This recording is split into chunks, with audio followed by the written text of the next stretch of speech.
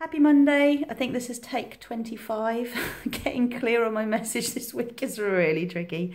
I've not been feeling too great emotionally, and I've also been around some friends who've been going through a lot as well, and my heart really goes out to them because it's triggering also my own pain and how easy it is to neg ourselves out with the self-talk that keeps us stuck in pain rather than helps us to grow through it.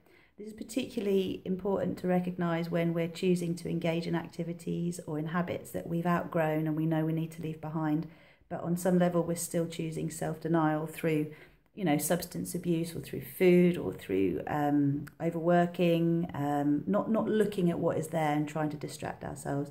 The pain just gets worse and worse and worse until we choose to feel it, and I am choosing to feel my pain right now, which is why I'm not feeling great, because emotionally I feel all at sea. I'm not grounded, I'm not home, I'm in Greece, which is another home, but when you go travelling home, as in you visit your family or you go back to places that you grew up around, there's all the echoes of those times and whether they were happy or unhappy times. And my time in Greece as a child wasn't a particularly happy time.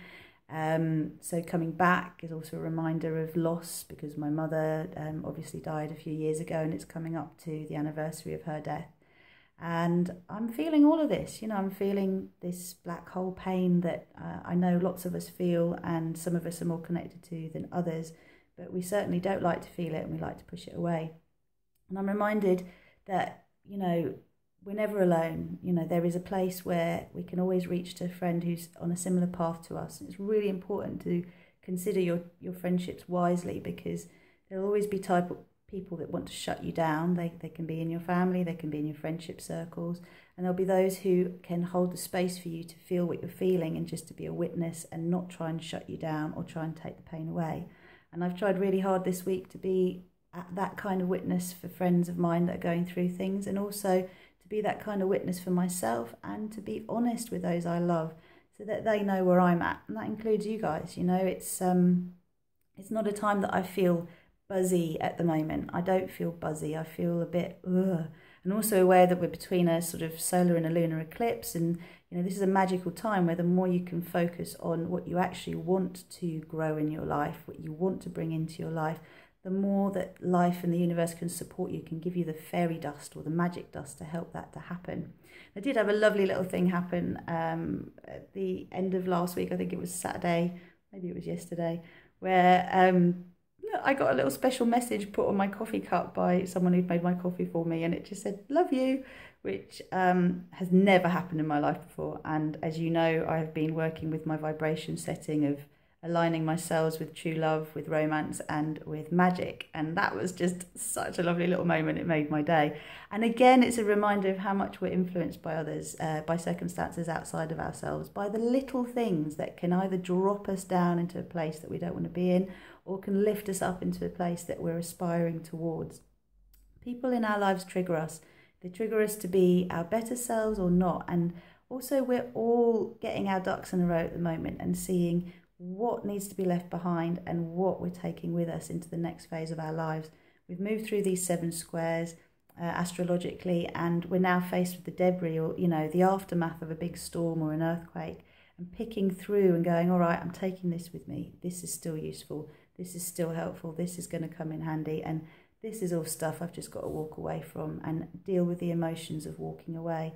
Walking away can bring so much pain, and I know in my own life and in a couple of friends' lives at the moment who are going through that, having to leave relationships where there's still love but it's just not healthy to be in them, it's stunting growth, can be so difficult to feel. And that is all I can say with that is staying in it causes more pain than stepping out of it. And the transient pain we feel when we do step away, when we do actually allow something to leave that is no longer serving us, creates a space for something that we really can align with and is going to help us to grow more, to step in. It doesn't take the pain away, but it does help us to move through the pain. So if you're feeling it, hold your heart. If you're having a great time at the moment, wonderful, give thanks for it. If you're not, know that this too shall pass, and the more you ask for divine guidance, source help, the more you connect to the earth and know that you're always supported through everything, the more that you can put one foot in front of the other on those days where it feels like that's all you can do, and your energy will come back and will support you to move into the next phase of your life, which will be whatever you want it to be, whatever you align with, whatever you aspire to, whatever you focus on. So please watch the negative self-talk, because if that is what's governing your life, that's going to be what you keep recreating. All you need to do is say, stop. I love myself anyway. I accept myself anyway. I am worthy of the purest kind of love. And keep affirming that to yourself. And that love is an inside job that will be reflected externally when you start to really practice it internally. So sending you loads of love, receiving loads of love from you. Have a wonderful week, and I will see you next week on Monday. Take care. Namaste.